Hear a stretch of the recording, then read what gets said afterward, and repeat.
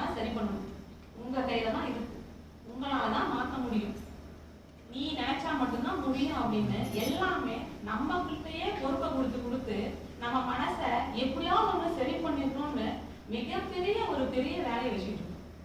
அது என்னைக்குமே நடக்கவே நடக்காது.